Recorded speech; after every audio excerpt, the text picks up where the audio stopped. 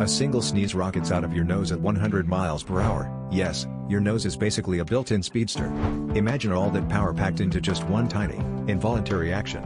As those tiny droplets blast into the air, they're moving faster than most cars on the freeway, creating a microscopic storm of particles. This high-speed expulsion is your body's way of clearing out irritants, but it also turns your sneeze into a minuscule jet engine. Next time you feel that tickle, remember, you're about to unleash a biological force as dynamic as a sports car, making your sneeze not just a reflex, but a high-velocity marvel.